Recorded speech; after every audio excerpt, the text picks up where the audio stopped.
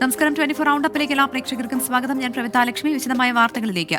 Covid കാലത്ത് PPE കിറ്റുകൾ വാങ്ങിക്കൂട്ടിയതിൽ വൻ ക്രമക്കേടെന്ന് CAG. പൊതുവിപണിയിൽ ലഭിക്കുന്നതിനേക്കാൾ 3 ഇരട്ടി വില നൽകിയാണ് PPE കിറ്റുകൾ വാങ്ങിക്കൂട്ടിയതെന്ന് ക്രമക്കേടുകൾ അക്കമിട്ട് നിരത്തിയ റിപ്പോർട്ടിൽ CAG ചൂണ്ടിക്കാട്ടുന്നു. CAG റിപ്പോർട്ടിന്റെ വിശദാംശങ്ങൾ 24 പുറത്തുവിട്ടു. പ്രതിപക്ഷാരോപണം ശരിയായെന്നും നിയമപോരാട്ടം തുടരുമെന്നും പ്രതിപക്ഷ നേതാവ് VD സതീശൻ പറഞ്ഞു. ഒരിടപാട് ഇങ്ങനെ. അനിത ടെക്സ്കോട്ട് എന്ന സ്ഥാപനം മാർച്ച് 28-ന് 550 രൂപയ്ക്ക് PPE കിറ്റ് നൽകാമെന്ന് വാഗ്ദാനം ചെയ്യുന്നു. ഇവരിൽ നിന്ന് 25,000 PPE കിറ്റ് വാങ്ങാൻ ആദ്യം ഓർഡർ നൽകി. എന്നാൽ അതിൽ 10,000 കിറ്റേ വാങ്ങിയുള്ളൂ. 2 ദിവസത്തിനു ശേഷം മാർച്ച് 30-ന് 1000 രൂപ കൂട്ടി 1,550 രൂപയ്ക്ക് 15,000 PPE കിറ്റ് മറ്റൊരു കമ്പനിയായ സാൻ ഫാർമയിൽ നിന്ന് വാങ്ങുകയും ചെയ്തു. 2 ദിവസം കൊണ്ട് അധികമായി നൽകിയത് 1,51 ലക്ഷം രൂപ. തീർന്നില്ല. കോവിഡ് കാല പർച്ചേസിന് മുൻകൂറായി 50% തുക മാത്രമേ നൽകാൻ അനുവാദമുണ്ടായിരുന്നുള്ളൂ. എന്നാൽ ചട്ടങ്ങൾ മറികടന്ന് മുഴുവൻ തുകയും PPE കിറ്റ് വാങ്ങാൻ മുൻകൂറായി സാൻ ഫാർമ എന്ന കമ്പനിക്ക് നൽകി. കാരുണ്യയും KMCL-ഉം സ്ഥിരം PPE കിറ്റുകൾ വാങ്ങിയിരുന്നത് 4 കമ്പനികളിൽ നിന്ന്. ഇവർ 450 രൂപ മുതൽ 550 രൂപ വരെയാണ് 2020 മാർച്ച് വരെ PPE കിറ്റിന് വിലയിട്ടിരുന്നത്. ഈ കമ്പനികളെ ഒഴിവാക്കി ദിവസങ്ങൾക്ക് ശേഷമാണ് 3 ഇരട്ടി തുക നൽകി PPE കിറ്റ് വാങ്ങിക്കൂട്ടിയത്. മാർച്ച് മാസത്തിന്റെ തുടക്കത്തിൽ 450 രൂപയ്ക്ക് വാങ്ങിയിരുന്ന PPE കിറ്റ് മാർച്ച് മാസം അവസാനം 1,550 രൂപയ്ക്കാണ് വാങ്ങിയത്. 5 കമ്പനികളിലായി ഇങ്ങനെ PPE കിറ്റ് വാങ്ങിക്കൂട്ടിയതിൽ 10,23 ലക്ഷം രൂപ അധിക ചിലവുണ്ടായി എന്നാണ് CAG കണ്ടെത്തൽ. പ്രതിപക്ഷ ആരോപണം ശരിവെച്ചെന്നും മുഖ്യമന്ത്രിയും അന്നത്തെ ആരോഗ്യമന്ത്രി KK ശൈലജയും മറുപടി പറയണമെന്നും പ്രതിപക്ഷ നേതാവ് VD സതീശൻ ആവശ്യപ്പെട്ടു. കോവിഡ് കാലത്തെ പർച്ചേസുകൾ മുഴുവൻ മുഖ്യമന്ത്രി കൂടി അറിഞ്ഞിട്ട് നടത്തിയതെന്നായിരുന്നു അന്നത്തെ ആരോഗ്യമന്ത്രി KK ശൈലജ പറഞ്ഞത്. അതുകൊണ്ട് തന്നെ CAG റിപ്പോർട്ടിൽ മുഖ്യമന്ത്രി കൂടി മറുപടി പറയേണ്ടി വരും. ഒപ്പം സാൻ ഫാർമ അടക്കമുള്ള കമ്പനികൾ എങ്ങനെയാണ് സർക്കാരുമായി ഇടപാടിനെത്തിയത് എന്നുള്ള കാര്യത്തിൽ വിശദമായ അന്വേഷണവും നടത്തേണ്ടി വരും. ഉമേഷ് ബാലകൃഷ്ണൻ, 24 തിരുവനന്തപുരം. കോവിഡ് കാലത്ത് PPE കിറ്റുകൾ വാങ്ങിയതിൽ ക്രമക്കേടുണ്ടെന്ന CAG റിപ്പോർട്ടിൽ ന്യായീകരണവുമായി മുൻ ആരോഗ്യമന്ത്രി KK ശൈലജ. അടിയന്തര സാഹചര്യം കണക്കിലെടുത്താണ് മുഴുവൻ തുകയും നൽകിയത്. ലോകായുക്തയ്ക്ക് മുന്നിൽ പരാതി നൽകിയപ്പോൾ മുഖ്യമന്ത്രി തന്നെ മറുപടി നൽകിയിട്ടുണ്ടെന്നും KK ശൈലജ വ്യക്തമാക്കി. CAG റിപ്പോർട്ട് ഞാൻ കണ്ടിട്ടില്ല. ഞാനിവിടെ നിൽക്കുകയാണല്ലോ.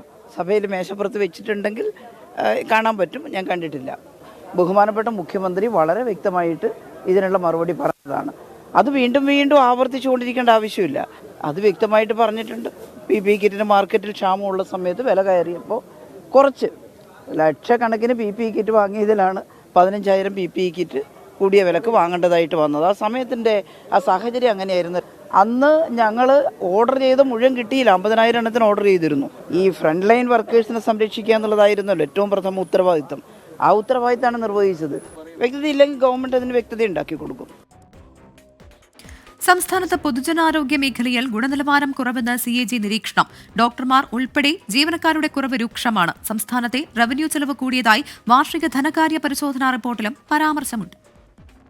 2024 പൊതുജനാരോഗ്യം, വാർഷിക ധനകാര്യ പരിശോധന എന്നീ CAG റിപ്പോർട്ടുകളാണ് ഇന്ന് സഭയിൽ വെച്ചത്. പൊതുജനാരോഗ്യ മേഖലയിൽ 2022 വരെയുള്ള കണക്കുകളാണ് പരിശോധിച്ചത്. ഡോക്ടർമാരുടെയും സ്പെഷ്യലിസ്റ്റ് ഡോക്ടർമാരുടെയും ആരോഗ്യ പ്രവർത്തകരുടെയും കുറവ് ചികിത്സാ ഗുണനിലവാരത്തെ ബാധിച്ചു. രോഗികൾക്ക് അസൗകര്യമുണ്ടാക്കുന്നു.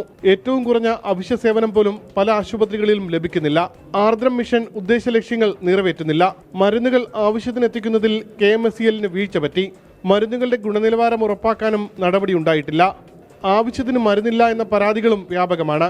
മരുന്ന് വാങ്ങാനുള്ള ടെൻഡർ മാനദണ്ഡങ്ങളിൽ ഗുരുതര വീഴ്ച വരുത്തി. മരുന്നു കമ്പനികളിൽ നിന്ന് ഈടാക്കേണ്ട 1,64 ലക്ഷം രൂപയുടെ പിഴ KMCL ഈടാക്കിയില്ല എന്നും CAG കണ്ടെത്തി. 2023-24 വർഷത്തെ CAG-യുടെ വാർഷിക ധനകാര്യ പരിശോധനാ റിപ്പോർട്ട് പ്രകാരം സംസ്ഥാനത്തെ റവന്യൂ ചെലവ് കൂടി. 0.48% കൂടിയത്. മൂലധന ചെലവ് 2.94% കുറഞ്ഞു. GST വരുമാനം 3.56% കൂടിയെന്നും CAG കണ്ടെത്തി. 24 തിരുവനന്തപുരം. എറണാകുളം കൂത്താട്ടുകുളത്ത് വനിതാ കൌൺസിലറെ തട്ടിക്കൊണ്ടുപോയ സംഭവത്തിൽ നിയമസഭയിൽ നാടകീയ സംഭവങ്ങൾ. കൂത്താട്ടുകുളത്തെ പോലീസ് നടപടികളെ മുഖ്യമന്ത്രി പിണറായി വിജയൻ ന്യായീകരിച്ചു. ഭരണപക്ഷം അഭിനവ ദുശാസനന്മാരാണെന്ന് പ്രതിപക്ഷ നേതാവ് VD സതീശൻ പരിഹസിച്ചു. താൻ സംസാരിക്കുന്നതിനിടെ ഭരണപക്ഷം ബഹളം വച്ചതിൽ പ്രകോപിതനായ VD സതീശൻ പേപ്പറുകൾ വലിച്ചെറിഞ്ഞു. പിറവം MLA അനൂപ് ജേക്കബാണ് കൂത്താട്ടുകുളം തട്ടിക്കൊണ്ടുപോകൽ അടിയന്തര പ്രമേയ നോട്ടീസിലൂടെ നിയമസഭയിൽ ഉന്നയിച്ചത്. CPM കൗൺസിലർക്കെതിരെ സ്വന്തം പാർട്ടിക്കാർ നടത്തിയത് സമാനതകളില്ലാത്ത അധിക്ഷേപമാണ്. ഇതാണോ മുഖ്യമന്ത്രി പറയുന്ന സ്ത്രീസുരക്ഷയെന്നായിരുന്നു അനൂപ് ജേക്കബിന്റെ ചോദ്യം. പോലീസ് നോക്കി നിൽക്കുമ്പോഴാണ് എല്ലാം നടന്നതെന്നും അനൂപ് ജേക്കബ് ആരോപിച്ചു. തെറ്റ് ചെയ്തവർക്കെതിരെ നടപടിയുണ്ടാകുമെന്ന് മുഖ്യമന്ത്രി മറുപടി നൽകി. UDF സ്വാധീനത്തിന് വഴങ്ങിയ കൗൺസിലർ കലാരാജു രാജിവെക്കയിലെ ചെയ്യേണ്ടതെന്ന് പറഞ്ഞ് കാലുമാറ്റമാണ് പ്രശ്നങ്ങൾ കാരണമെന്ന് ന്യായീകരിക്കാനും മുഖ്യമന്ത്രി ശ്രമിച്ചു. കോൺഗ്രസിന് ഇത് അംഗീകരിക്കാൻ കഴിയും. സാധാരണഗതിയിൽ ഏതൊരംഗവും അങ്ങനെ പോകുന്നുണ്ടെങ്കിൽ രാജിവെച്ച് പോകേണ്ടതല്ലേ? കാലുമാറ്റമുണ്ടായാൽ തട്ടിക്കൊണ്ടുപോകലാണോ പരിഹാരമെന്നായിരുന്നു പ്രതിപക്ഷ നേതാവിന്റെ ചോദ്യം. സ്വന്തം പാർട്ടിക്കാരിയായ സ്ത്രീയോട് ഇങ്ങനെയാണ് ചെയ്തതെങ്കിൽ മറ്റുള്ള സ്ത്രീകളോട് എന്താകും സമീപനം? സ്ത്രീ സുരക്ഷയുടെ കാര്യത്തിൽ മുഖ്യമന്ത്രിയുടെ വാക്കും പഴയ ചാക്കും ഒരുപോലെയാണെന്നും പ്രതിപക്ഷ നേതാവ് പരിഹസിച്ചു. നിങ്ങൾ ബഹളമുണ്ടാക്കുമ്പോൾ നിങ്ങൾ ചരിത്രത്തിൽ അഭിനവ ദുശാസന്മാരായി മാറും എന്ന് മറക്കണ്ട. പ്രസംഗം ഭരണപക്ഷം ആവർത്തിച്ച് തടസ്സപ്പെടുത്തിയതോടെ പ്രതിപക്ഷ നേതാവ് ക്ഷുഭിതനായി.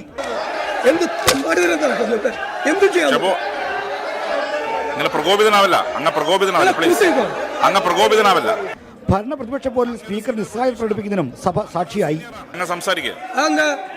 നിങ്ങൾ എന്നോട് സംസാരിക്കാൻ പറയാം. ഞാൻ ചോദിക്കുന്ന ആരും മിണ്ടുന്നില്ല, പിന്നെ എന്ത് ചെയ്യാൻ പറ്റും? ഒന്നിക്കെ നിങ്ങൾ സംസാരിക്കാതിരിക്കുക, എനിക്ക് എന്ത് ചെയ്യാൻ പറ്റും? ചെയറിന് അക്രമികൾക്കെതിരെയും കൂട്ടുനിന്ന പോലീസുകാർക്കെതിരെയും മുഖ്യമന്ത്രി നടപടിയെടുത്തില്ലെങ്കിൽ ഇത്തരം സംഭവങ്ങൾ ആവർത്തിക്കുമെന്ന് പറഞ്ഞ് പ്രതിപക്ഷം നിയമസഭയിൽ നിന്ന് ഇറങ്ങിപ്പോയി. ഇതിനിടെ പലതവണ ഭരണ പ്രതിപക്ഷങ്ങൾ തമ്മിൽ ശക്തമായ വാക്പോരുണ്ടായി. സ്പീക്കറും പ്രതിപക്ഷ നേതാവും തമ്മിലുള്ള തർക്കത്തിനും സഭ സാക്ഷ്യം വഹിച്ചു. 24 തിരുവനന്തപുരം. കൂത്താട്ടുകുളം നഗരസഭ അവിശ്വാസ പ്രമേയത്തിനിടെ കൌൺസിലർ കലാരാജുവിനെ തട്ടിക്കൊണ്ടുപോയ സംഭവത്തിൽ 4 CPIM പ്രവർത്തകർ റിമാൻഡിൽ.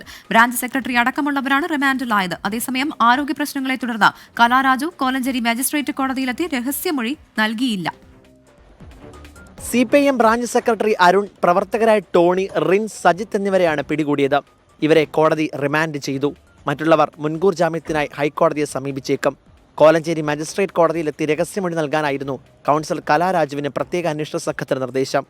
ആരോഗ്യ പ്രശ്നങ്ങളെ തുടർന്ന് കലാരാജു രഹസ്യമൊഴി നൽകാനായി എത്തിയില്ല. നിലവിൽ കടവന്ത്ര ഇന്ദിരാഗാന്ധി സഹകരണ ആശുപത്രിയിൽ ചികിത്സയിൽ തുടരുകയാണ് കല. പോലീസ് നോക്കി നിൽക്കെ തന്നെ തട്ടിക്കൊണ്ടുപോയതിൽ കൂടുതൽ അറസ്റ്റ് നടപടികളിലേക്ക് കടക്കണമെന്ന ആവശ്യത്തിലാണ് കലാരാജു. അതേസമയം തട്ടിക്കൊണ്ടുപോകലിന് പിന്നിൽ കോൺഗ്രസ് എന്ന് ആവർത്തിക്കുകയാണ് CPIM. കോൺഗ്രസിന്റെ തട്ടിക്കൊണ്ടുപോയത് കാരണം കോൺഗ്രസിന്റെ ഭാഗത്തല്ലേ ആളെ കൊണ്ടുപോയത്. അത് നേരത്തെ പറഞ്ഞല്ലോ, ജില്ലാ സെക്രട്ടറി തന്നെ പറഞ്ഞല്ലോ, അവിടെ CPIMന്റെ ഭാഗമായി നിൽക്കുന്ന ഒരാളെ തട്ടിക്കൊണ്ടുപോയതാണ്. കോൺഗ്രസിനെതിരെ രൂക്ഷ വിമർശനങ്ങളാണ് CPIM ഏരിയ സെക്രട്ടറി വാർത്താ സമ്മേളനത്തിൽ വ്യക്തമാക്കിയത്. പിന്നാലെ കൂത്താട്ടുകുളത്ത് CPIM ഏരിയ കമ്മിറ്റിയുടെ നേതൃത്വത്തിൽ രാഷ്ട്രീയ വിശദീകരണ യോഗം സംഘടിപ്പിച്ചിട്ടുണ്ട്. 24 കൊച്ചി. പാലക്കാട് എലപ്പുള്ളിയിലെ വൻകിട മദ്യനിർമ്മാണശാലയ്ക്ക് NOC നേടിയത് ജല അതോറിറ്റിയെ തെറ്റിദ്ധരിപ്പിച്ചെന്ന വെളിപ്പെടുത്തൽ. ഓയിൽ കമ്പനിയുമായുള്ള ചർച്ചയ്ക്കെന്ന പേരിലാണ് ഒയാസിസ് അനുമതി നേടിയതെന്ന് എക്സിക്യൂട്ടീവ് എഞ്ചിനീയർ പറഞ്ഞു. പദ്ധതിക്കെതിരെ CPI പ്രാദേശിക ഘടകം രംഗത്തെത്തിയപ്പോൾ ആരുടെയും അതൃപ്തി കാര്യമാക്കുന്നില്ല എന്നായിരുന്നു CPIM സംസ്ഥാന സെക്രട്ടറി MV ഗോവിന്ദന്റെ പ്രതികരണം. എലപ്പുള്ളിയിലെ മദ്യനിർമ്മാണശാല സംബന്ധിച്ച് ഒയാസിസ് കമ്പനി വാട്ടർ അതോറിറ്റിയെയും കബളിപ്പിച്ചെന്നാണ് പുറത്തുവരുന്ന വിവരങ്ങൾ. ജലം നൽകാമെന്ന് മദ്യ കമ്പനിക്ക് വാട്ടർ അതോറിറ്റി ഉറപ്പു നൽകിയിട്ടില്ല. ഓയിൽ കമ്പനിയുമായുള്ള ചർച്ചയ്ക്കെന്ന പേരിലാണ് ഒയാസിസ് അനുമതി തേടിയതെന്ന് എക്സിക്യൂട്ടീവ് എഞ്ചിനീയർ EN സുരേന്ദ്രൻ. നമ്മളത് അവർക്ക് കൊടുക്കാമെന്നൊരു ഉറപ്പ് നമുക്ക് കൊടുക്കാൻ പറ്റില്ല. മദ്യനിർമ്മാണശാല പദ്ധതിയുമായി ബന്ധപ്പെട്ട് എക്സിക്യൂട്ടീവ് എഞ്ചിനീയറെ ഉപരോധിക്കാനെത്തിയ BJP നേതാക്കളും പോലീസും തമ്മിൽ ഏറെ നേരം ഉന്തും തള്ളുമുണ്ടായി.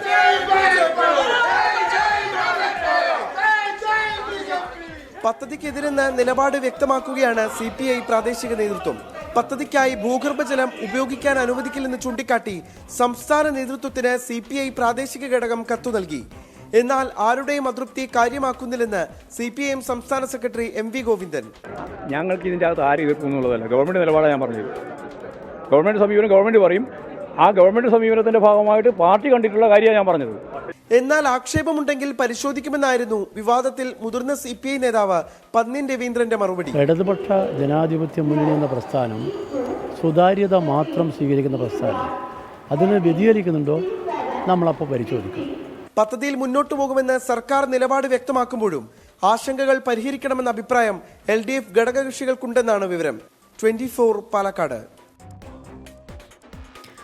പാലക്കാട് എലപ്പുള്ളിയിലെ മദ്യനിർമ്മാണശാല പദ്ധതിയിൽ സർക്കാരിനെതിരെ അഴിമതി ആരോപണം കടുപ്പിച്ച് പ്രതിപക്ഷം. വിഷയം തിരുവഞ്ചൂർ രാധാകൃഷ്ണൻ നിയമസഭയിൽ ഉന്നയിച്ചപ്പോൾ കർണാടക ഡിസ്റ്റിലറി ലോബിക്ക് വേണ്ടിയാണ് പ്രതിപക്ഷം പദ്ധതിയെ എതിർക്കുന്നത് എന്നായിരുന്നു PP ചിത്തരഞ്ജന്റെ തിരിച്ചടി. സഭയിൽ അടിയന്തര പ്രമേയം കൊണ്ടുവരാത്തത് അഴിമതി ആരോപണത്തിൽ നിന്ന് പ്രതിപക്ഷം പിൻവാങ്ങിയതുകൊണ്ടാണെന്ന് എക്സൈസ് മന്ത്രി MB രാജേഷ് പ്രതികരിച്ചു. ഗവർണറുടെ നയപ്രഖ്യാപന പ്രസംഗത്തിന് നന്ദി രേഖപ്പെടുത്തുന്ന പ്രമേയത്തിന്മേൽ നടന്ന ചർച്ചയിൽ ബ്രൂവറി വിവാദമായിരുന്നു പ്രധാന വിഷയം. പ്രതിപക്ഷത്തു നിന്നായിരുന്നു തുടക്കം. നേരത്തെ നേതാക്കൾ പുറത്തുന്നയിച്ച അഴിമതി ആരോപണം പ്രതിപക്ഷം സഭാതലത്തിലും ആവർത്തിച്ചു. 1979 നിങ്ങൾ അന്നത്തെ ഗവൺമെന്റ് ശ്രീ പിണറായി വിജയനും ആ ഗവൺമെന്റിലുണ്ട്. അന്ന് നിങ്ങൾ പറഞ്ഞത് എന്താണ്? കേരളത്തിൽ നിന്ന് ബ്രൂവറി അനുവദിക്കുന്ന പ്രശ്നമേയില്ല, അനുവദിക്കുന്നത്. എവിടെ പോയി നിങ്ങളുടെ നയം? പ്രതിരോധത്തിലാക്കിയേക്കാവുന്ന ആക്ഷേപത്തെ പ്രത്യാക്രമണത്തിലൂടെയാണ് ഭരണപക്ഷം നേരിട്ടത്. ഞങ്ങൾ എന്താ പറഞ്ഞത്? ഞങ്ങളുടെ പ്രകടനപത്രത്തിൽ പറഞ്ഞിട്ടുണ്ട്, ഞങ്ങൾ മദ്യവർജനത്തെക്കുറിച്ചാണ്, അതിനുവേണ്ടി നല്ല അവബോധം തന്നെ വളർത്താനുള്ള പ്രവർത്തനം എടുക്കുന്നുണ്ട്. എന്താ ഞങ്ങൾ പറഞ്ഞിട്ടുണ്ട്? എക്സ്ട്രാ ന്യൂട്രൽ ആൽക്കഹോൾ കേരളത്തിൽ തന്നെ ഉൽപ്പാദിപ്പിക്കും, അതിനുള്ള പ്രോത്സാഹനം നൽകും. ഞങ്ങളതാണ് ചെയ്യുന്നത്. വൻ വിവാദമാക്കാൻ ശ്രമിക്കുന്ന വിഷയം അടിയന്തര പ്രമേയമായി കൊണ്ടുവരാതെ നന്ദി പ്രമേയ ചർച്ചയിൽ ഉന്നയിച്ചിൽ പിടിച്ചാണ് എക്സൈസ് വകുപ്പിന്റെ പ്രതിരോധം. ഇത്രയും വലിയ അഴിമതി ആരോപണം ഉന്നയിച്ചിട്ട് ഒരു അടിയന്തര പ്രമേയം ഉന്നയിക്കാൻ പോലുമുള്ള ധൈര്യമില്ലാത്ത ഭീരുക്കളായിട്ടുള്ള പ്രതിപക്ഷം അവരാദ്യം പറയട്ടെ. ഞാൻ അന്നേ പറഞ്ഞില്ലേ അസംബ്ലി വരട്ടെ എന്ന് പറഞ്ഞില്ലേ? അസംബ്ലി വരട്ടെ എന്ന് ഞാൻ അന്നേ പറഞ്ഞതല്ലേ? ഏലപ്പുള്ളിയിൽ മദ്യനിർമ്മാണശാല അനുവദിച്ചതിനെതിരെ യൂത്ത് കോൺഗ്രസ് നടത്തിയ നിയമസഭാ മാർച്ച് സംഘർഷത്തിൽ കലാശിച്ചു. ബാരിക്കേഡ് ഭേദിക്കാനുള്ള ശ്രമത്തിനിടയിൽ പോലീസും പ്രവർത്തകരും തമ്മിൽ ഉന്തും തള്ളും നടന്നു.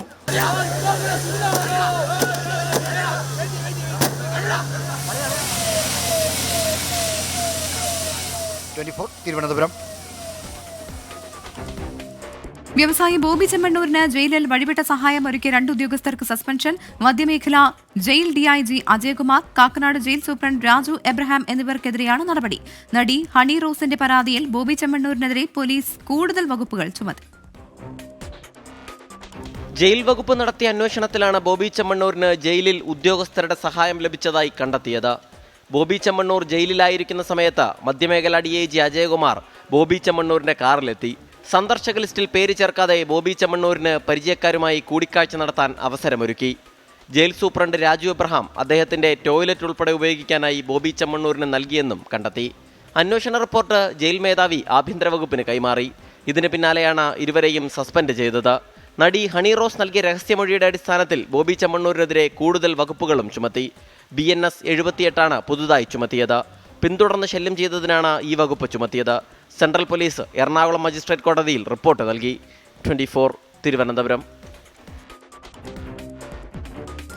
KPCC രാഷ്ട്രീയകാര്യ സമിതി യോഗത്തിന് പിന്നാലെ തീരുമാനിച്ച നേതാക്കളുടെ സംയുക്ത വാർത്താ സമ്മേളനം ഇന്നും നടന്നില്ല. പദവിയിൽ കടിച്ചു തൂങ്ങില്ല എന്ന് KPCC അധ്യക്ഷൻ K സുധാകരൻ തുറന്നടിച്ചു. സുധാകരൻ നല്ല നേതാവാണെന്നും മുഖ്യമന്ത്രി ചർച്ച അനാവശ്യമെന്നും രമേശ് ചെന്നിത്തലയും പ്രതികരിച്ചു. പുനഃസംഘടനയും പാർട്ടിയിലെ തർക്കം പരിഹരിക്കലും ഉൾപ്പെടെ കോൺഗ്രസിലെ പ്രശ്നങ്ങൾ കീറാമുട്ടിയായി തുടരുകയാണ്. KPCC രാഷ്ട്രീയകാര്യ സമിതി യോഗത്തിൽ തർക്കങ്ങൾ ഏറെയുണ്ടായി. പക്ഷേ ഐക്യ സന്ദേശം പുറത്തറിയിക്കണമെന്നായിരുന്നു ഒടുവിലെ തീരുമാനം. KPCC അധ്യക്ഷൻ K സുധാകരനും പ്രതിപക്ഷ നേതാവ് VD സതീശനും കേരളത്തിന്റെ ചുമതലയുള്ള AICC ജനറൽ സെക്രട്ടറി ദീപാദാസ് മുൻഷിയും ഒന്നിച്ചു ചേർന്നുള്ള വാർത്താ സമ്മേളനമായിരുന്നു അതിന് കണ്ടെത്തിയ പോംവഴി. യോഗത്തിന് ശേഷം ഐക്യ സന്ദേശം എങ്ങും കണ്ടില്ല. സംയുക്ത വാർത്താ സമ്മേളനവും നടന്നില്ല. AICC സെക്രട്ടറി PV മോഹനന് വാഹനാപകടത്തിൽ പരുക്കേറ്റതിനാൽ വാർത്താ സമ്മേളനം മാറ്റിവെക്കുന്നുവെന്നായിരുന്നു ഇന്നലത്തെ അറിയിപ്പ്. ഉച്ചവരെ നേതാക്കൾ തിരുവനന്തപുരത്തുണ്ടായിരുന്നു. അപകടം കാരണമാക്കി വാർത്താ സമ്മേളനത്തിൽ നിന്ന് ഒഴിഞ്ഞതെന്ന് ഉറപ്പ്. ഇനി എന്നതും തീരുമാനമായില്ല. KPCC അധ്യക്ഷ പദവിയിൽ കടിച്ചു തൂങ്ങില്ലെന്നായിരുന്നു ഇതിനിടയിലുള്ള K സുധാകരന്റെ പരസ്യ പ്രതികരണം. എനിക്ക് ഇത് ഒരു വലിയ ആഡംബരവും അലങ്കാരവുമായി വിട്ടുകൊടുക്കില്ല എന്ന വാശിയിലൊന്നും ഞാനില്ല. ആർക്കും AICCക്ക് ഏത് പ്രസിഡന്റിനെയും വെക്കാം. ഞാൻ ആ പ്രസിഡന്റിന് സഹകരണം പിന്തുണ എല്ലാം കൊടുക്കും. എൻ്റെ രാഷ്ട്രീയം CPM-നെതിരെയുള്ള കോൺഗ്രസ് രാഷ്ട്രീയമാണ്. ഇപ്പോൾ നടക്കുന്ന മുഖ്യമന്ത്രി ചർച്ചകൾ അനാവശ്യമെന്നായിരുന്നു രമേശ് ചെന്നിത്തലയുടെ മാധ്യമങ്ങൾക്ക് മുൻപിലുള്ള നിലപാട്. അത് തീർച്ചയായിട്ടും അത് അനാവശ്യം തന്നെയാണ്. അങ്ങനെ ചർച്ചയുടെ ഇപ്പോൾ ഇവിടെ ആവശ്യമില്ല. ഇപ്പോൾ നമ്മുടെ ശ്രദ്ധ കേന്ദ്രീകരിക്കേണ്ടത് പഞ്ചായത്ത് തെരഞ്ഞെടുപ്പിലാണ്. ഇതിനിടെയാണ് ഓരോ നേതാക്കളെയായി ദീപാദാസ് മുൻഷി നേരിൽ കാണുന്നത്. പുനഃസംഘടനയിലും പാർട്ടിയിലെ തർക്കത്തിലും നേതാക്കൾക്ക് ഓരോരുത്തർക്കും ഓരോ അഭിപ്രായം. ഇതെല്ലാം ചേർത്ത് ഒരു അഭിപ്രായ സമന്വയം കോൺഗ്രസിൽ അകലെ. സലീം മാലിക്, 24 തിരുവനന്തപുരം. പാലക്കാട് സ്കൂളിലെ പ്രധാനാധ്യാപകന് നേരെ +1 വിദ്യാർത്ഥിയുടെ കൊലവിളി. മൊബൈൽ ഫോൺ പ്രധാനാധ്യാപകൻ പിടിച്ചുവെച്ചതാണ് പ്രകോപനത്തിന് കാരണം. സംഭവത്തിൽ അധ്യാപകർ പോലീസിൽ പരാതി നൽകി.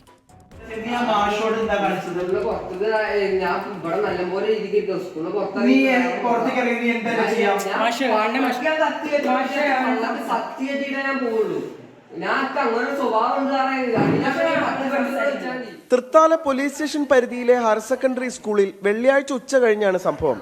ക്ലാസ്സിൽ മൊബൈൽ ഫോൺ കൊണ്ടുവന്ന വിദ്യാർത്ഥിയിൽ നിന്ന് പ്രധാന അധ്യാപകൻ ഫോൺ ഓഫീസിൽ വാങ്ങിവെച്ചിരുന്നു. ഇത് തിരികെ വാങ്ങിക്കാൻ എത്തിയപ്പോഴാണ് വിദ്യാർത്ഥി അധ്യാപകർക്ക് നേരെ കൊലവിളി നടത്തിയത്.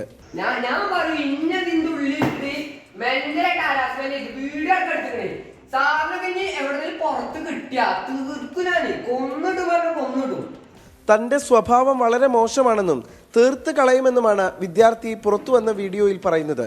സംഭവത്തിൽ തൃത്താല പോലീസിൽ അധ്യാപകർ പരാതി നൽകി. 24 പാലക്കാട്.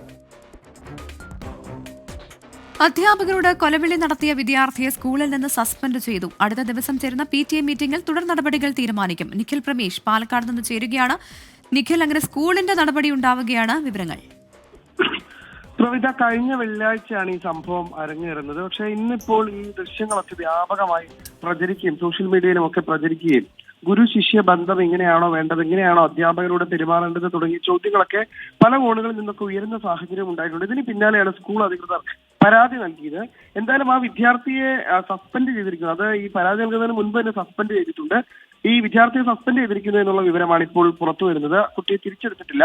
ഇക്കാര്യത്തിൽ ഇനി വരുന്ന ദിവസം ചേരുന്ന PTA യോഗമായിരിക്കും തീരുമാനമെടുക്കുക എന്നുള്ളതാണ് നമുക്ക് മനസ്സിലാക്കാൻ കഴിയുന്നത്. കാരണം നിലവിലത്തെ സാഹചര്യത്തിൽ ഈ കുട്ടി വരുത്തി വെച്ചിട്ടുള്ള പ്രശ്നങ്ങൾ അത് സ്കൂളിനെ തന്നെ താറടിക്കുന്ന തരത്തിലേക്ക് കാര്യങ്ങൾ മാറിയിട്ടുണ്ട് എന്നുള്ളതാണ് മനസ്സിലാക്കാൻ കഴിയുന്നത്. സ്കൂളിന് തന്നെ ഒരു അപമാനം ഉണ്ടാക്കുന്ന തരത്തിലേക്ക് കുട്ടിയുടെ പ്രവൃത്തി മാറുന്ന സാഹചര്യം ഉണ്ടായിട്ടുണ്ട്. ലോകമെമ്പാടും ഈ ദൃശ്യങ്ങളടക്കം പ്രചരിച്ചിട്ടുമുണ്ട്. ഈ പശ്ചാത്തലത്തിലാണ് ഇത്തരത്തിലുള്ള ഒരു തീരുമാനത്തിലേക്ക് സ്കൂൾ അധികൃതർ എത്തിച്ചേർന്നിരിക്കുന്നത്. ഇത് മാത്രമല്ല, ഈ സ്കൂൾ അധികൃതരെയും അതോടൊപ്പം തന്നെ അധ്യാപകരെയും ഒരുമിച്ചിരുത്തി സംസാരിക്കാൻ തൃത്താല പോലീസ് ഇതിനോടകം തന്നെ തീരുമാനിച്ചിട്ടുണ്ട്. അധ്യാപകർ ഈ വിദ്യാർത്ഥിക്കെതിരെ നൽകിയിട്ടുള്ള പരാതിയിൽ തൃത്താല പോലീസ് നിലവിലത്തെ സാഹചര്യത്തിൽ കേസെടുത്തിട്ടില്ല. പോലീസ് അറിയിക്കുന്നത് കോടതി നിർദ്ദേശിക്കുകയാണെങ്കിൽ മാത്രം ഇക്കാര്യത്തിൽ കേസെടുക്കാമെന്നുള്ള ഒരു തീരുമാനമാണ് നിലവിൽ തൃത്താല CA അറിയിച്ചിട്ടുള്ളത്. ഇതിന്റെ പശ്ചാത്തലത്തിൽ അധ്യാപകരെയും അടക്കമുള്ള ഈ കുട്ടിയെയും ഒരുമിച്ചിരുത്തി ഒരിക്കൽ കൂടി സംസാരിക്കാനാണ് തൃത്താല പോലീസിന്റെ തീരുമാനം. കവിത. ഡൊണാൾഡ് ട്രംപ് അമേരിക്കൻ പ്രസിഡന്റായി ചുമതലയേറ്റതിന് പിന്നാലെ ഇന്ത്യൻ ഓഹരി വിപണിയിലും തിരിച്ചടി. സെൻസെക്സിൽ 1620 പോയിന്റിന് നഷ്ടം. നിക്ഷേപകർക്ക് 7 ലക്ഷം കോടിയിലേറെ രൂപയുടെ നഷ്ടമാണ് ഉണ്ടായത്. ലോകാരോഗ്യ സംഘടനയിൽ നിന്നും പാരീസ് ഉടമ്പടിയിൽ നിന്നും പിന്മാറാനുള്ള തീരുമാനത്തിൽ ട്രംപ് ഒപ്പുവെച്ചു. കോവിഡ് ദുരന്തം ഫലപ്രദമായി കൈകാര്യം ചെയ്യുന്നതിൽ പരാജയപ്പെട്ടെന്നാരോപിച്ചാണ് അധികാരമേറി മണിക്കൂറുകൾക്കുള്ളിൽ ട്രംപ് ലോകാരോഗ്യ സംഘടനയിൽ നിന്ന് അമേരിക്ക പിന്മാറുന്ന ഉത്തരവിൽ ഒപ്പുവെച്ചത്. അമേരിക്കയുടെയും ലോകത്തിന്റെയും തന്നെ ചരിത്രത്തിൽ നിർണായകമാവാനിടയുള്ള ഉത്തരവാണ് ലോകാരോഗ്യ സംഘടനയിൽ നിന്ന് US-ന്റെ പിന്മാറ്റം. വിഷയത്തിൽ പ്രതികരിച്ച ലോകാരോഗ്യ സംഘടന നിർഭാഗ്യകരമായ നീക്കമെന്നാണ് ട്രംപിന്റെ തീരുമാനത്തെ വിലയിരുത്തിയത്. അമേരിക്കയിലെ ജനങ്ങളടക്കമുള്ളവർക്ക് വേണ്ടിയാണ് തങ്ങൾ പ്രവർത്തിക്കുന്നതെന്നും ഈ നീക്കം അമേരിക്ക പുനഃപരിശോധിക്കുമെന്നാണ് പ്രതീക്ഷയെന്നും WHO പ്രസ്താവനയിൽ പറഞ്ഞു. സംഘടനയ്ക്ക് ഏറ്റവും അധികം സാമ്പത്തിക സംഭാവന നൽകുന്ന രാജ്യമാണ് അമേരിക്ക. കാലാവസ്ഥാ വ്യതിയാനത്തിനെതിരെയുള്ള പാരീസ് ഉടമ്പടിയിൽ നിന്ന് പിന്മാറാനുള്ള ഉത്തരവിലും ട്രംപ് ഒപ്പുവെച്ചു.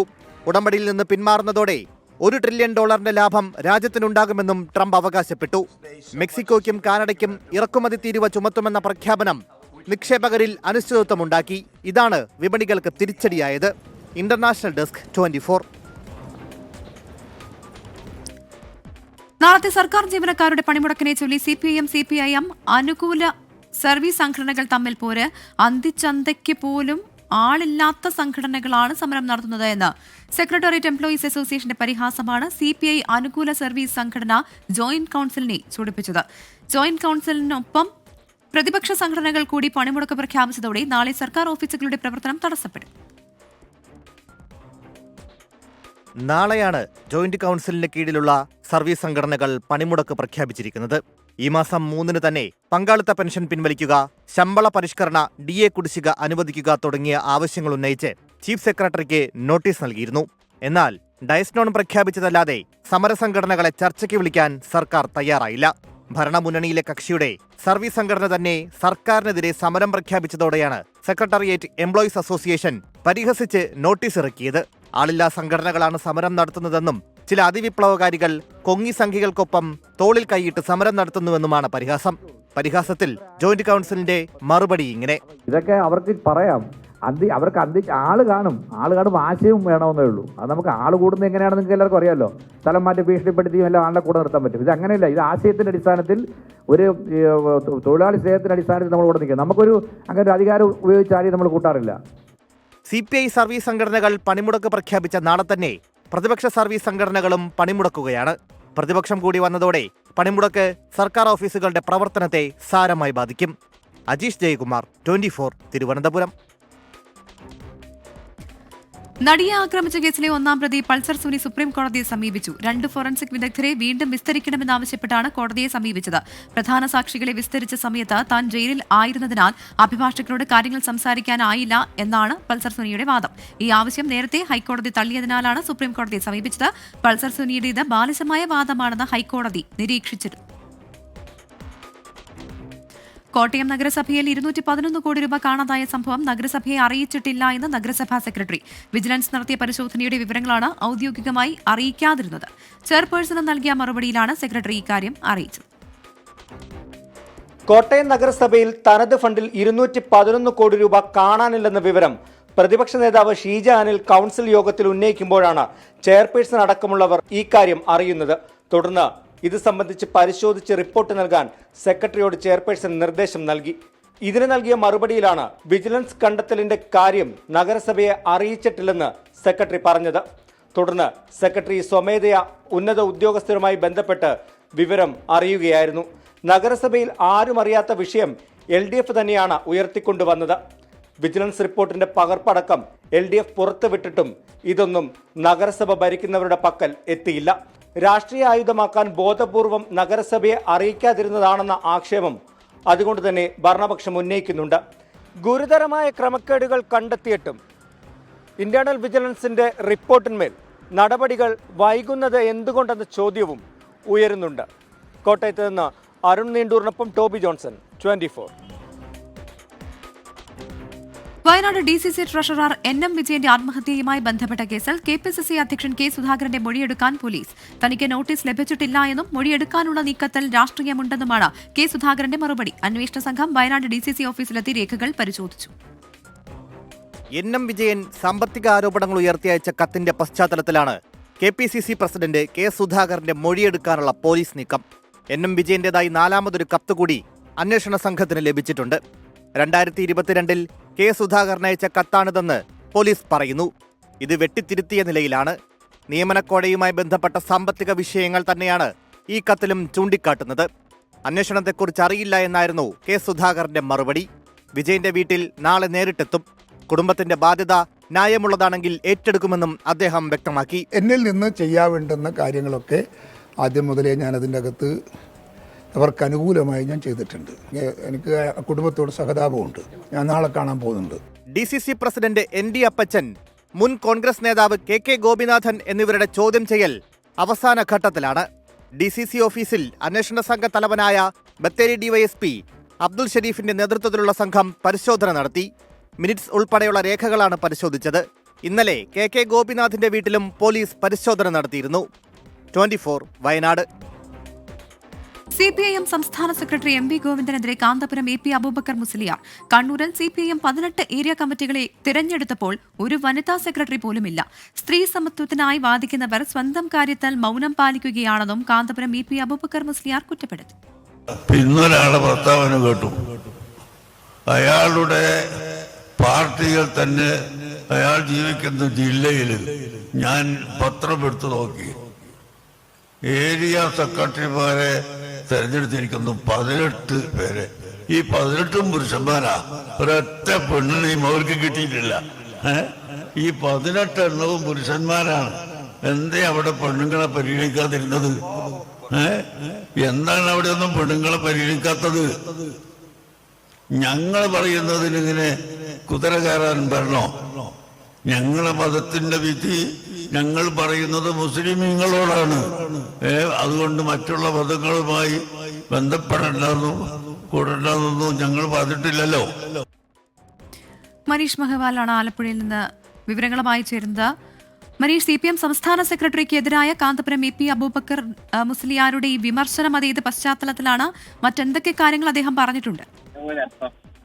പ്രവിത, ഇന്ന് ആലപ്പുഴയിൽ നടന്ന സുന്നി സമ്മേളനത്തിലായിരുന്നു കാന്തപുരത്തിന്റെ മറുപടി. ഇതിന്റെ പശ്ചാത്തലം നേരത്തെ ഇങ്ങനെയായിരുന്നു. നേരത്തെ MEC7 വ്യായാമ കൂട്ടായ്മയ്ക്കെതിരെ കാന്തപുരം നടത്തിയ ഒരു പരാമർശത്തെ ഇന്ന് MV ഗോവിന്ദൻ വിമർശിച്ചിരുന്നു. പാലക്കാട് CPMന്റെ പാലക്കാട് ജില്ലാ സമ്മേളനത്തിൽ പൊതുവിടങ്ങളിലേക്ക് സ്ത്രീകൾ ഇറങ്ങുന്നത് എന്നത് പിന്തിരിപ്പൻ നിലപാടെന്നായിരുന്നു MV ഗോവിന്ദന്റെ വിമർശനം. അങ്ങനെ പൊതുവിടങ്ങളിലേക്ക് സ്ത്രീകൾ ഇറങ്ങരുത് എന്ന പരാമർശത്തിന് എതിരെ കാന്തപുരം നടത്തിയ ആ ഒരു വിമർശനത്തിനെതിരെയായിരുന്നു MV ഗോവിന്ദൻ ഇന്ന് വിമർശനം നടത്തിയത്. അങ്ങനെ ശാഠ്യമുള്ളവർക്ക് പിടിച്ചു നിൽക്കാനാകില്ലെന്നും പുരോഗമന നിലപാട് സ്വീകരിച്ച് മുന്നോട്ട് പോകേണ്ടി വരുമെന്നും എം വി ഗോവിന്ദൻ പറഞ്ഞിരുന്നു.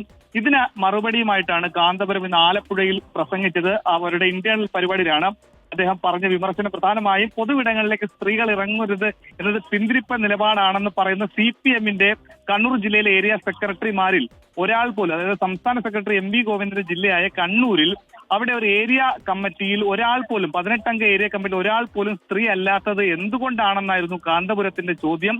മതനിയമങ്ങൾ പറയുമ്പോൾ പണ്ഡിതന്മാരുടെ മേൽ കുതിര കയറാൻ വരേണ്ട, ഇസ്ലാമിന്റെ നിയമങ്ങൾ എന്താണ് വേണ്ടതെന്ന് പണ്ഡിതന്മാർ പറയും.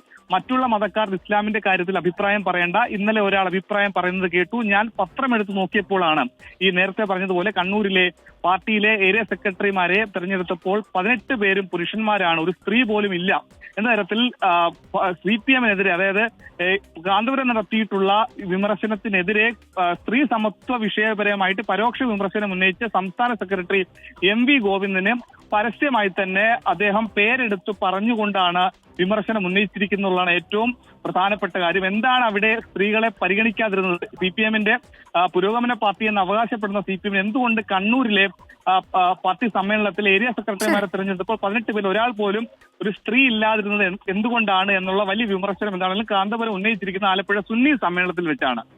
കവിത മനീഷ് വ്യക്തമാണ്. മെക്സവൻ കൂട്ടായ്മയുമായി വ്യായാമ കൂട്ടായ്മയുമായി ബന്ധപ്പെട്ട് കാന്തപുരം AP അബൂബക്കർ മുസ്ലിയാർ പറഞ്ഞതിനെ സംസ്ഥാന സെക്രട്ടറി എം വി ഗോവിന്ദൻ വിമർശിച്ചിരുന്നു. ഇതിനെതിരെയാണ് ഇപ്പോൾ കാന്തപുരം മറുചോദ്യവുമായി എത്തുന്നത്. സ്ത്രീ സമത്വത്തിനായി വാദിക്കുന്നവർ സ്വന്തം കാര്യത്തിൽ മൗനം പാലിക്കുകയാണ് എന്നുള്ള വിമർശനമാണ് കാന്തപുരം AP അബൂബക്കർ മുസ്ലിയാർ ഉയർത്തുന്നത്. മറ്റൊരു വാർത്തയിലേക്ക്. ഛത്തീസ്ഗഡ് ഗാരിയബന്ദ് ഏറ്റുമുട്ടലിൽ 16 മാവോയിസ്റ്റുകളെ സുരക്ഷാ സേന വധിച്ചു. ഇവരിൽ നിന്ന് ആയുധങ്ങൾ കണ്ടെടുത്തിട്ടുണ്ട്. മേഖലയിൽ സേനയുടെ തിരച്ചിൽ തുടരുന്നു. ഛത്തീസ്ഗഡിലെ ഗാരിയബന്ദ് ജില്ലയിൽ ഇന്നലെ രാവിലെയോടെയാണ് സുരക്ഷാ സേനയും മാവോയിസ്റ്റുകളും തമ്മിലുള്ള ഏറ്റുമുട്ടൽ ആരംഭിച്ചത്. പ്രദേശത്തെ വനമേഖലയിൽ മാവോയിസ്റ്റുകളുടെ സാന്നിധ്യമുണ്ടെന്ന രഹസ്യ വിവരത്തിന്റെ അടിസ്ഥാനത്തിൽ സുരക്ഷാ സേന നടത്തിയ തിരച്ചിലിനിടെയാണ് ഏറ്റുമുട്ടൽ. ഇതുവരെ 16 മാവോയിസ്റ്റുകളെ വധിച്ചു. തലയ്ക്ക് 1 കോടി രൂപ വിലയിട്ടിരുന്ന ചൽപതി എന്ന ജയറാമിനെയും സേന വധിച്ചു. ഇവരിൽ നിന്ന് AK-47, SLR തുടങ്ങിയ മാരകായുധങ്ങളും കണ്ടെടുത്തു. സുരക്ഷാ സേനയുടെ നടപടിയെ കേന്ദ്ര ആഭ്യന്തരമന്ത്രി അമിത്ഷാ പ്രശംസിച്ചു. CRPF-ഉം ഛത്തീസ്ഗഡ് ഒഡീഷ പോലീസും സംയുക്തമായി നടത്തിയ ദൗത്യത്തിലാണ് മാവോയിസ്റ്റുകളെ വധിച്ചത്. ഈ വർഷം ഇതുവരെ 40ഓളം മാവോയിസ്റ്റുകളെയാണ് സുരക്ഷാ സേന വധിച്ചത്. 24 ഡൽഹി. ആരോഗ്യം വീണ്ടെടുത്തതിനെ തുടർന്ന് ബോളിവുഡ് നടൻ സെയ്ഫ് അലി ഖാൻ ആശുപത്രി വിട്ടു. വൈകിട്ട് 5 മണിയോടെയാണ് ബാന്ദ്രയിലെ വസതിയിലേക്ക് മടങ്ങിയെത്തിയത്. കേസന്വേഷണത്തിന്റെ ഭാഗമായി നടൻ ആക്രമണത്തിനിരയായ ഫ്ളാറ്റിൽ പ്രതിയെ എത്തിച്ച് പോലീസ് സംഭവങ്ങൾ പുനരാവിഷ്കരിച്ചു.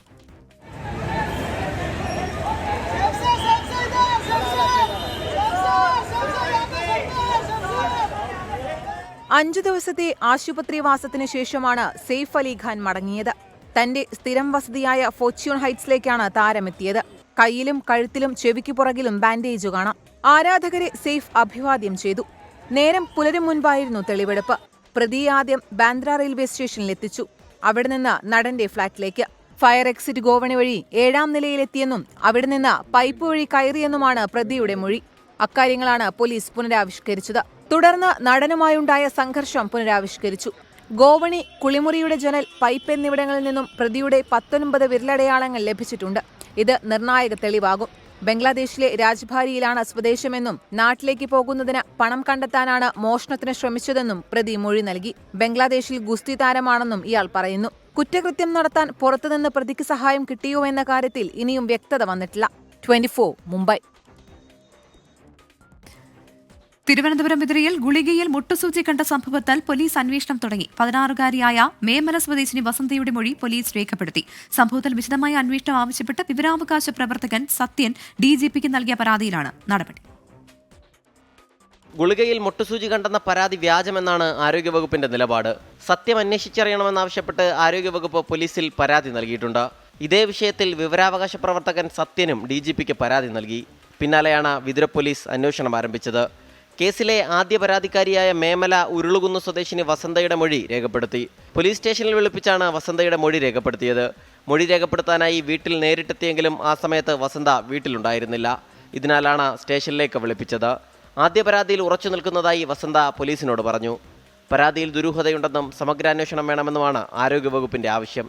അപായപ്പെടുത്താനായി മനഃപൂർവ്വം ഗുളികയിൽ മുട്ടുസൂചി നിറച്ചുവെന്നാണ് പോലീസ് FIR. 24 തിരുവനന്തപുരം.